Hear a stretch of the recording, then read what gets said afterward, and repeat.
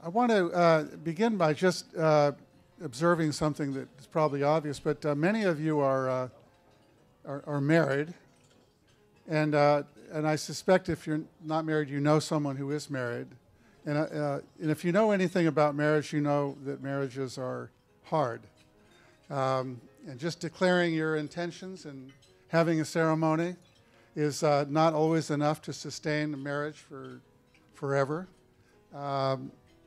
Sometimes they require counseling. Labor management partnerships are also really hard. And as Saul pointed out last night, I don't think he said easy to get started. They're hard, but they're even harder to sustain. And so events like these are really great at inspiring people to do great work. And to understand the virtues of collaboration, but by themselves, they're usually not enough to create fundamental changes in culture and practice. So today we're going to hear about an initiative that provides technical assistance to districts in Massachusetts that have made a commitment to collaborate. It's called the District Capacity Project, or DCP, and it operates under the auspices of the Massachusetts Education Partnership, or MEP. And we wanted to share what they were doing because the steering committee that has been working for a long time to launch this event has expressed an interest in possibly running a district capacity project in California. And so what we hope is that if there is enough interest, and you'll have an opportunity with a interest form on your table later today to indicate whether you would like to participate in what you're going to hear about today, although it happened in California. So at this point, I'm going to introduce our panel. We have Paul Toner right here is going to speak first. Paul is the Director of Strategic Partnerships. Still trying to get the food right. Paul is the Director of Strategic Partnerships for the Massachusetts Education Partnership. Seated to his right is Emily Murphy. She's the Director of Programs at the Rennie Center for Educational Research and Policy in Boston. Lydia Martinez is at the end, is the Assistant Superintendent for the Springfield Public Schools in Springfield, Massachusetts. Nancy DePross is here. As a union representative from the Springfield Public Schools in Springfield, Massachusetts. And Springfield is one of several districts in Massachusetts that has been participating in this district capacity project that you're going to hear about today. So with that, I'm going to turn the microphone over to Paul Toner. Thank you, Ken. I'm very honored to be here to share MEP's learnings with all of you. Just very quickly, prior to being the Director of Strategic Partnerships for MEP, I was actually the President of the Massachusetts Teachers Association, the NEA affiliate in Massachusetts. And prior to that, I was a local president in Cambridge, Massachusetts. So I come at it from the union side of things. This little visual you have up here is just to give you a quick timeline and history of how and why MEP came to exist. Back about 10, 15 years ago, the Rennie Center, which is a research organization and a true neutral party in Massachusetts on educational policy issues, was headed up by then Paul Revel, who became our Secretary of Education in Massachusetts and is now back at the Harvard Graduate School of Education. However, at the Rennie Center, he started a thing called the Rennie Center for Labor Management Collaboration, and reached out, much like this audience here, to school boards, districts, and union folks, and said, you know, how can we work together to drive improvement for students in our districts, and how can we do it collaboratively?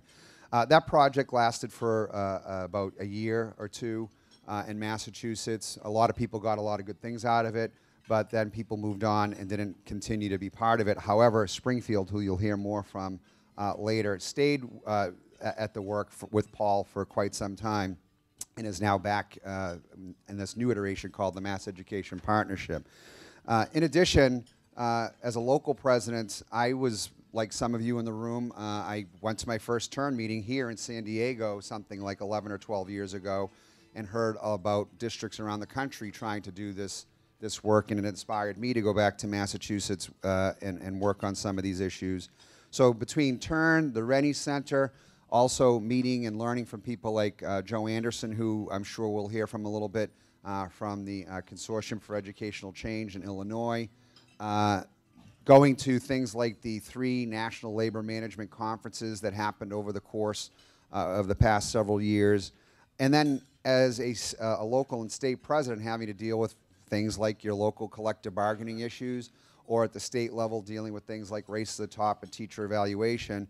You know, we worked at the MTA to really try to lead change and not have change dictated to us. We really wanted to be the architects of reform, not the objects of it. So we were actually very happy to get involved with MEP. You'll see Mass Partners. That was sort of a forerunner of the MEP. Mass Partners is an organization of the school boards, the superintendents, the 2 unions, the Parent Teachers Association, and both the Elementary and Secondary Principals Association. They did some work on, you know, what can we agree on, some policy papers, but they really were a monthly organization that got together and had coffee and shared, you know, what are we struggling with this month, and kept each other in the loop. But it wasn't really prepared to do the work that MEP does. And in fact, I really think of the beginning of MEP when Tom Scott, the head of the Superintendents Association in Massachusetts, Glenn Kuchar, the head of the School Boards Association, and we often at these meetings would talk about the 10, 20 locals that were having difficulty. Because quite honestly, most locals are working well together and they have good relationships, but there's always 10 or 20 places where either personality clashes or difficult issues were leading to contentious problems. And we really wanted someplace, as you know, Ken alluded to, going for marriage counseling. You know, how do we help these people with either their personal relationships or these tough issues that they're dealing with? But none of our organizations were actually equipped to do that. We really felt we needed to create a neutral outside organization to be able to do that work. Well, at the very same time that we're talking like that, along come things like Wisconsin and Michigan and, you know, Ohio ballot initiatives and, you know, a lot of contentious issues around the country. And 2 academics in Massachusetts, Tom Cohen from the MIT Sloan School of Government, but also prior to that with Cornell, and Barry Bluestone, who's at Northeastern.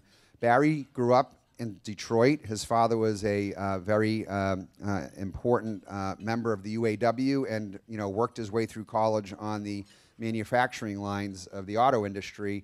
And Tom grew up in Wisconsin, and they were both very disturbed at what they were seeing happening in the Midwest around public sector labor unions and the issues that we were facing. So they wrote a paper called The Grand Bargain, and we can get you that link so you can take a look at it later, in which they actually cite a lot of the good work that was already happening in Massachusetts. I believe they cite ABC and a couple of other districts in California and around the country that are already doing good work. And they said, there's a better way to do things than what we're seeing happening in Ohio and Wisconsin and Michigan.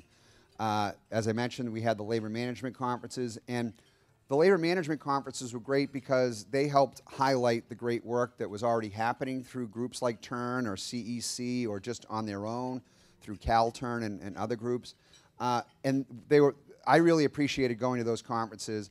But when we came home to Massachusetts, what we realized is, well, that was great. We saw a lot of great examples and heard a lot of great success stories. But here in Massachusetts, we really need an organization to help provide the technical support for districts that want to do this work to go back and do it, okay?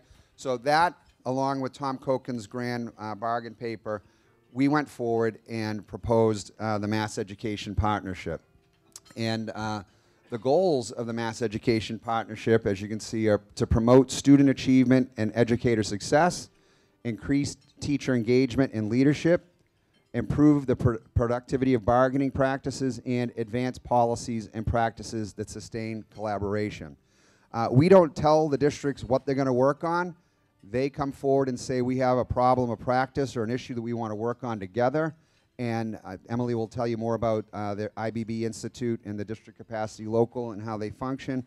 But we don't dictate what they work on. They come to us and get the support they need. We have two divisions. One is interest-based bargaining. How many of you are familiar with the term interest-based bargaining? Okay. So most of you are familiar with it. As opposed to traditional bargaining where it's just positional, this is about sitting down and talking about, well, if our goal is to improve educational outcomes for kids and, you know, these other high-minded things, how can we actually get there and how do we get there together? And it's really solutions-oriented rather than the traditional bargaining method. Now, we do not say that traditional bargaining isn't good or shouldn't be used. Many people use it successfully all the time across the country, but IBB is just a different way of doing things, and some people have had more success with IBB than traditional. The second thing is district capacity project, and again, Emily will get into more detail, but long and short is that's trying to take the IBB process not just to contract negotiations, but to your daily interactions and the work you do in between contract negotiations. How do you problem solve in between? And then we have an annual conference every year, similar to what you are having here, where people share their successes and challenges, and we have workshops like the ones that you have participated in with Ken in the conference today. Just a couple of things I want to put on the table. What we did with MEP is Tom and Barry and the rest of us went forward with an application to seek support and funding from several sources. One of the places we got funding was from our department, our state department, because in our Race to the Top application, there was actually $250,000 in there for technical assistance to do labor management collaboration and help people do the difficult work we had under a lot of the things in Race to the Top. We also went to the Gates Foundation. We got significant funding from them. We went to the NEA Foundation and got significant funding from them. We've gotten some new funding from the Ford Foundation. So no one organization controlled the funding. So nobody could say, well, we gave you all the money and we're telling you what to do. This is a joint effort across the table with both outside foundation money, but also a little bit of state money. And the MTA, the Mass Teachers Association, has given several $100,000 to the work as well. Okay, so what I'm going to do is just lay out the kind of foundation of our technical support and then hand it over to actually Nancy DePross and Lydia Martinez from Springfield, who will go through what their perspective is of our project and what work they've done through the District Capacity Project. So as you can see from this slide, we have 5 core strategies from collaboration. How districts come to this work is actually we put out an RFP for folks to submit a proposal of a project that they'd like to work on. What that proposal requires is that all 3 parties, so the teachers union president, the superintendent, and the head of the school committee are asked to sign on to an MOU to agree to collaborate together. They then are supposed to write a proposal together of a project that they'd like to work on. Once they submit that and we've accepted it, they are actually uploaded at what we call a capacity institute. So it's a convening, somewhat similar to this one, but a little bit more about providing those supports and kind of technical pieces to starting your collaborative efforts. Districts at that will meet their facilitator and also start to work on their work plan. So their work plan is supposed to bring them from design to implementation of the project. We also have, so throughout the year, districts have a facilitator they work with. In the spring, they then reconvene at a capacity institute around one core focus area. So how that happens is the facilitators actually have a community of practice that they participate in throughout the year. During this community of practice, the hope is that they're sharing out the practices they see in the district, but also the key components that are missing in their district or where they could use supports or where they're having troubles. So for example, this year in the spring, we held a capacity institute around how to share out your vision and really build capacity when your team is actually a bunch of folks who are strategists. So you don't necessarily have the doers on your team, but you do need to get those doers in, but not in a way that's co-opting them. So we held a capacity institute around that in the spring. Core components of that institute were one, sharing out some best practices from Amy Edmondson's trust framework, but additionally we moved into a discussion on a case study. That was the hope of the case study. It was developed by all the facilitators, was to actually highlight some of the things that they're seeing in the district, but as a way to detach the districts from their own issues and then have them reflect with a capacity assessment, which then they brought back to their teams and reflected on their teaming structure. So you can see that we're involved kind of throughout the whole process, and that facilitator is one of the key pieces.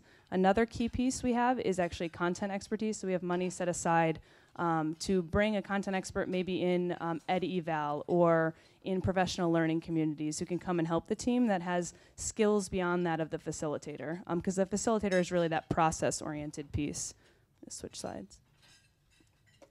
So in our first year, we had 7 districts who were involved in the district capacity project, most of which were urban. This is actually our current districts. So of those 7, 5 have continued in year 3. We're in our 3rd year. And then we've picked up actually 4 new districts, 2 of which are Boston and Providence, so fairly large urbans.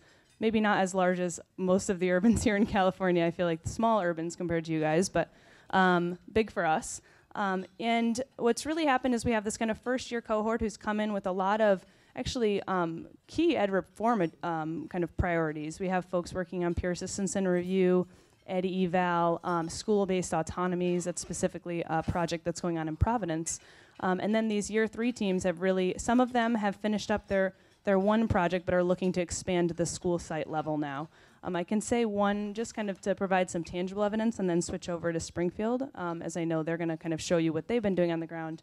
But one district I would like to highlight is actually Brockton. So Brockton is a large urban, and what they actually came into the project proposing was to create a school that better serviced, or not a school, they wanted a way to better service their dual language population, so English language learners.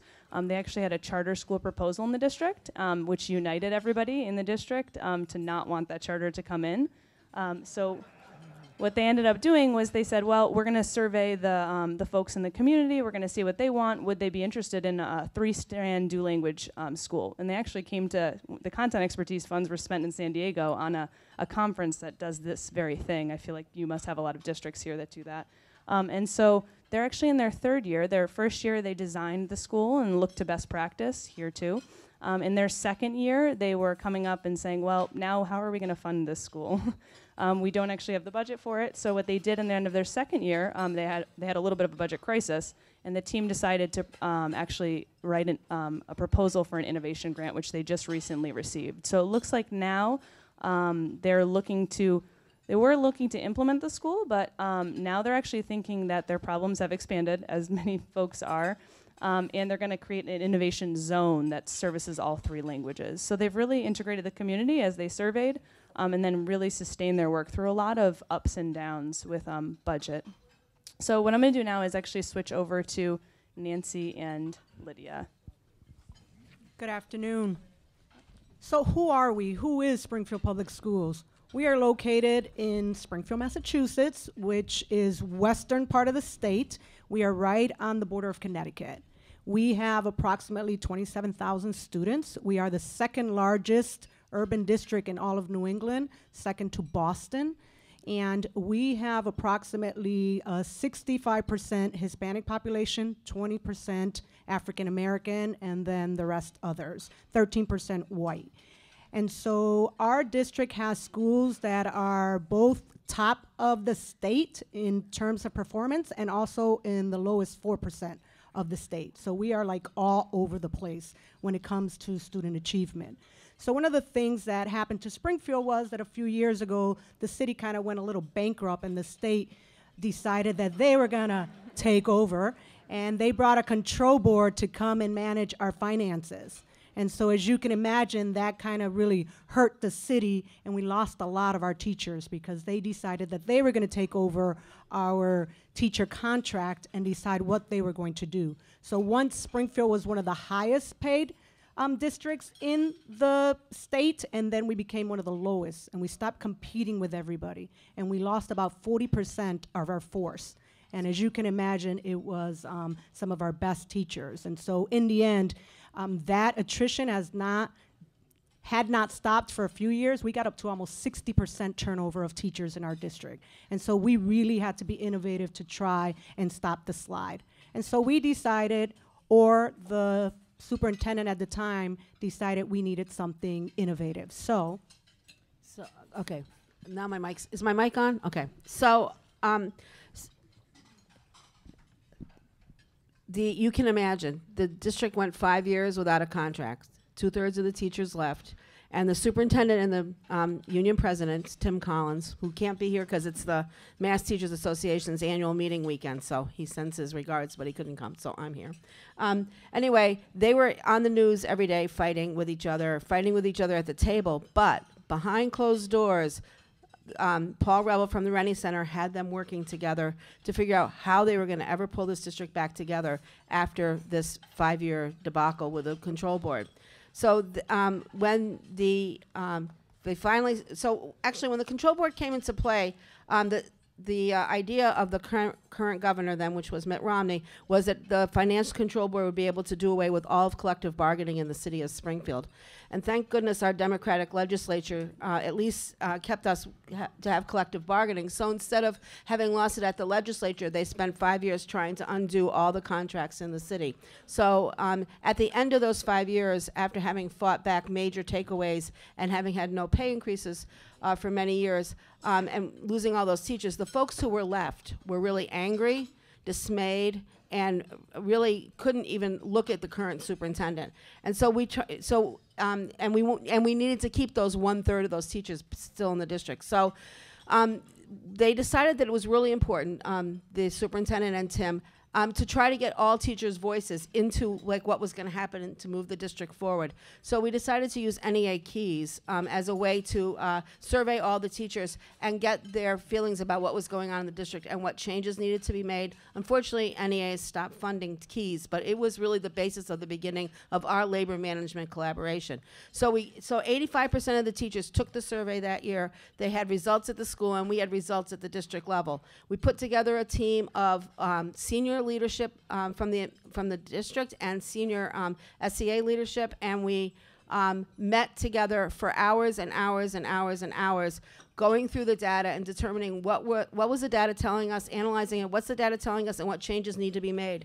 Then, to pull the whole district back together, we called all the schools together, asked the principal to bring their 2 union reps, and we asked them, did we go through the data correctly? Did we analyze it correctly? And these ideas we have for moving forward, are they the right ones? And everybody said yes, so we started moving forward. So we built this district-wide idea of what changes we needed to make. And they were focused on safety, they were focused on professional development, and they were focused on getting the teachers the tools they needed to help our students succeed. Because remember, now we're looking at a point where 60% of our teachers are new. So they don't have the tools in their toolkits to be able to help our students, and our students are very needy. So, so we went through that process, and that really helped us pull the district back together. Then that superintendent was let go by that finance control board because they were still around, and a new superintendent was hired by the control board who didn't have much, who had never been a teacher. He'd been in the Air Force, he'd been in Oklahoma City, and he was a Broad Fellow. He came walking in, and we're like, okay, so what's going to happen to labor management collaboration now? And our facilitator, through all this, initially it was a Rennie Center facilitator, it was Paul Revel. When Paul became Secretary of Education, we got another facilitator from the Rennie Center. That person helped us figure out how do you maintain this relationship and get this new superintendent to buy into it. And basically what we came up with was the people who had been the senior leaders from the district were still there, and they felt really strongly that this work we'd done on keys had really helped bring this district back together. And so we sat down with this new superintendent, and we said to him, they said to him, we need to keep this going. This district will not succeed if we don't keep it going. It probably didn't help that Paul Revel, who started the work, was Secretary of Education and probably made a phone call to that new superintendent who just came to Massachusetts and said, I started this, keep going. But we kept going. And so then in that fall, right after he got there, the NEA Foundation reached out to us and offered us the opportunity to apply for a planning grant with them to get a $1.5 million 5-year, $1.25 million 5-year grant to close the achievement gap. So we went to him and said, okay, this labor management collaboration can bring us money. But he had already bought into it, but it did help that money came along with it. So anyway, so fast forward, we now have a superintendent who grew up in the district. He went to school in our district. He taught in our district. He was a principal in our district. and we have a very strong labor management collaboration. With the NEA Foundation grant, we were supposed to work on 2 levels. We were supposed to work on changing, having labor management collaboration at the school level, and we were supposed to work on developing labor management and community collaboration at the district level. So we have a very strong labor management community collaboration at the district level. We have senior leaders from the district who meet monthly with the union president and with members of 4 major organizations in the city: the United Way, the Local Family Foundation, which is very tiny and has very little money, the Regional Employment Board, and our Housing Authority. And that relationship is really, really strong, and we have very honest, open discussions in those meetings where the community people really get to hear what's going on in the district, and when you leave the meeting, you keep what you heard inside your head and don't talk about it. In the meantime, within the district, we made some structural changes, and Tim and I sit on the district leadership team, which is the central office team that is made up of senior and middle administrators and principals that looks at the district's data every month and makes decisions about what we ought to be doing differently. The unions, all 3 unions, academic unions, now sit on the budget development committee, and we have monthly meetings with our superintendent where all 3 unions attend together. So we're doing really well, and this is all going well. And then along comes the district capacity project, and they say, so districts out there, do any of you need to build your capacity in labor management work? And we said, yes, of course, we need to. And so what we came up with was not a project. We came up with a systems change. We decided that while we were having these meetings and having discussions, our discussions weren't very deep. When Tim and I went to instructional leadership team meetings, someone would say, this is true, and everybody would just shake their head yes. No one ever questioned everybody, and we said, we're not going to move this district forward if we're not really having open, honest, really open, honest discussions amongst the staff at all levels in the district. So we decided that we were going to focus on difficult conversations. And everybody's like, to what end? Well, like, difficult conversations to move this district forward. So while everybody else came in with their projects like Brockton and other groups, we came in with difficult conversations. We were provided with an incredible trainer who trained senior district leadership, middle management, unions, and principals together on how to have difficult conversations. Things like remembering to balance advocacy with inquiry. That's something that my local president gets teased about all the time. But you know, balancing advocacy with inquiry. Things like separating intent from impact. So while the superintendent may really want our evaluation system, which we call Springfield Effective Educator Development System, we don't have evaluation in it. While he may want it to be about growing teachers, his intent that it should be about growing teachers is not always the impact that teachers feel in the building. So we talk about separating intent from impact. So it's given us language that we can use with each other when we need to explain why things aren't going so well in the district. So anyway, so we did this training together, and we built a strong team of folks from all levels within the district. And last summer, we brought together that team and decided that we wanted to work on some changes in these development system, because when we negotiated our new evaluation system, we said each year we would revisit it. But rather than going into bargaining, we decided to bring it to this team where we had principals and middle administrators who were involved in the evaluation system and teachers sitting at the table saying, what change should we make in this? And we reached consensus about the changes that needed to occur for this year, rather than sitting at the bargaining table and deciding in a IBB or adversarial relationship what it would be. We brought the concerns we had, we brought what we'd heard from surveys and focus groups, and just talked our way through a number of changes that needed to happen. And it felt like, in the end, we had bargained something, but we had done it in this really sort of consensus-driven discussion based on the fact that we'd had these difficult conversations. So we did that work at the district level, and now And so I was just going to let her keep going, because that's what union presidents do. You just stay out the way and let them go. So with that being said, part of what we've done at, like Nancy said, the superintendent, who we are very lucky to have, Mr. Dan Warwick, who was born in Springfield, educated in Springfield, and has gone through all the ranks in Springfield, as have I. I wasn't born there, but I am a product of the Springfield Public Schools. We were able, and because we knew all the history of what was going on in the city. And Tim Collins, the president of the SCA, same story. So we've all kind of the superintendent and the union president have kind of grown up together. So the history was all there. So it made it a little easier for us to really come into the room with the district capacity project and say, okay, let's be real. We've all been teachers in this district, so we have a feel of what's been going on for years. And so with that, we really had some difficult conversations. But like Nancy said, we started inviting the union to most of our meetings, not all, but most of them, so that we can really just try and head off some of the things in the meetings instead of, you know, having to fight. There's no public fighting or anything like that that goes on in Springfield. We just laugh at each other a lot. And so when that occurred and we went to the table and we decided, all right, it's true. We try to be nice because it's really hard to do this work. Because some people really think that this is about playing nice. This is about playing fair so that the children get what they need.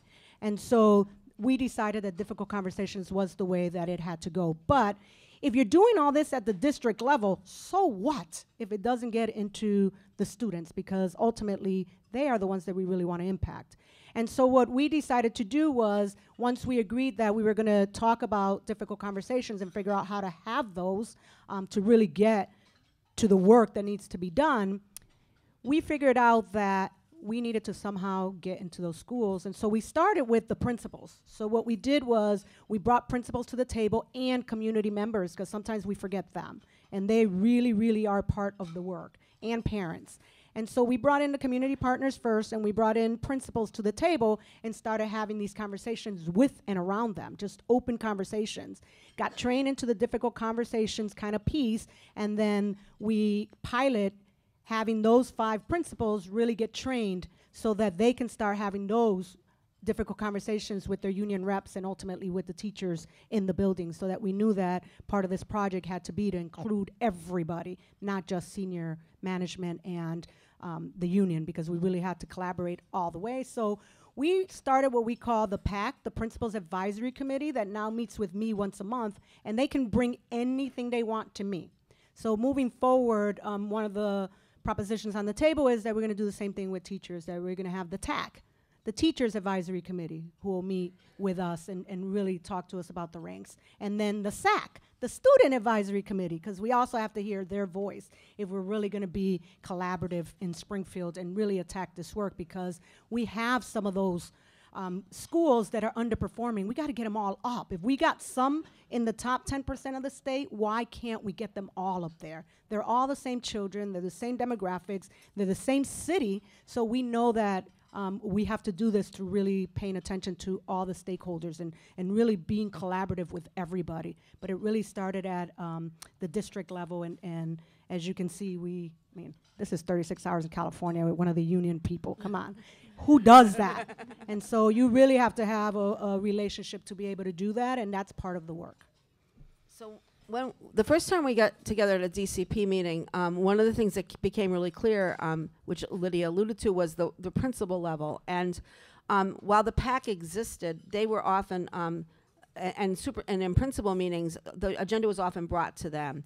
And if really was a feeling that if we didn't get the principals to understand that they had a voice, that it was really hard to get them to give the teachers a voice in their school. So we talked about having a time when principals could talk amongst themselves without anybody from the administration being there, and have them talk about what their issues would be, and then hopefully, and we would tell them after a while. And so that started happening. Lydia started doing that with the principals. It took us about 2 years to get to that point, but now the principals have an opportunity to talk before Lydia's in the room about what their issues are, and then bring them to her. And now our hope is that we will bring that into the schools, that when faculty meetings happen, the faculty have an opportunity to talk amongst themselves about concerns they have, and then be able to bring it to the principals, so that we can really start having voices be heard at every level. And then what we've learned from our trainer, from John Daria, from Teachers 21, who's our difficult conversations trainer, it really is that, once, and I think we talked about this a little bit last night about the partnerships, or this morning Saul talked about it. When partnerships happen in the schools, then they start happening more in the classroom. So when as long as teachers don't feel like they have a voice, are they really giving kids a voice? Are they really giving the students a voice? So we're hoping that we'll get down to the point where students are having their whole lives change based on the fact that we have developed a way in Springfield that we are having conversations where we really want to hear what you're thinking, rather than just talking at you. So so the principal level changes started to happen, and then with our grant from the NEA Foundation, we were working with 5 schools, and we had them, the principal, the building reps, and their instructional leadership team meet with our trainer from the John Daria from the DCP, and so we brought it into the school level. And last year, those schools went through a year-long training, and it's made a real difference in their ability to have conversations in their school, really deep, open conversations. And John teaches you things like, you know, what a non-discussable is. That's the discussion you have in the parking lot instead of in the school. So the mantra is get rid of all the non-discussables. What you should be talking about in the parking lot is what movie you're going to, not what just happened in the staff meeting, but you didn't want to talk about it. So, you know, get rid of the non-discussables, and the schools will move forward, and we'll do a whole lot better. Sorry, she made me laugh. And so with that being said, we heard a lot about what California is doing. We've learned a lot from you guys. We are going to take back some of the things that we learned with some of the districts that are doing here and really explore them with our team and see if there's something that we can do. But, you know, the one thing that we say is don't try and do this work by yourself, because it doesn't matter who's at that table. You need a third neutral party to really help you in the beginning, to set those agendas and to really talk through the norms and the process and the procedure that you're going to use to do this. And so, you know, I heard a lot of questions around next steps and stuff. So that's our advice. It's really been grand, and it's really a great partnership. You can see we could tease each other even in public, and it's okay. So we've really gotten to that point. Thank you for listening to our story. Thank you. I didn't hear a lot about classified, and I think that's a really important consideration. They're critical to the success of any school site. Paul, do you want to? And Nancy can speak to it at the local level. In Massachusetts, the MTA represents, we don't have separate state affiliates. Massachusetts has the paraprofessionals, bus drivers, teachers. We represent 110,000 members, pre-K through higher ed. So we're a wall-to-wall state affiliate, and Springfield is a wall-to-wall local affiliate. Oh, excuse me, I take that back. No, we're not. So in Springfield, the MTA does not represent the paraprofessionals, the AFT does.